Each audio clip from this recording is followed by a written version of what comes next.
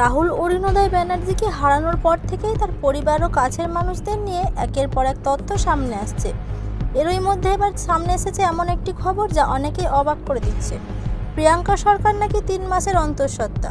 ঘনিষ্ঠ মহলের কথায় জানা যাচ্ছে এই বিষয়টি নাকি এতদিন প্রকাশ্যে আনা হয়নি, কারণ পুরো বিষয়টি ছিল খুবই ব্যক্তিগত। রাহুলের হঠাৎ চলে যাওয়ার পর পরিস্থিতি আরও জটিল হয়ে পড়ে, আর সেই কারণে এই খবর এতদিন আড়ালেই ছিল বলে দাবি করা হচ্ছে। এমনকি কিছু সূত্র বলছে এই খবর জানার পর প্রিয়াঙ্কা মানসিকভাবে আরও ভেঙে পড়েছে।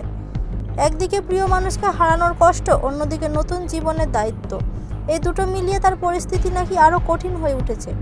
তবে এখানেই বড় প্রশ্ন থেকে যাচ্ছে, এই খবরের কতটা সত্যতা আছে, কারণ এখনও পর্যন্ত এই বিষয়ে কোনো অফিসিয়াল নিশ্চিত তথ্য সামনে আসেনি। অনেকেই বলছেন বিষয়টি সত্যি হতে পারে, আবার কেউ মনে করছেন এটা সোশ্যাল মিডিয়ায় ছড়ানো একটি গুজবও হতে পারে। তো ভিউয়ার্স, আপনাদের কি মনে হয় এই খবরটা সত্য নাকি গুজব?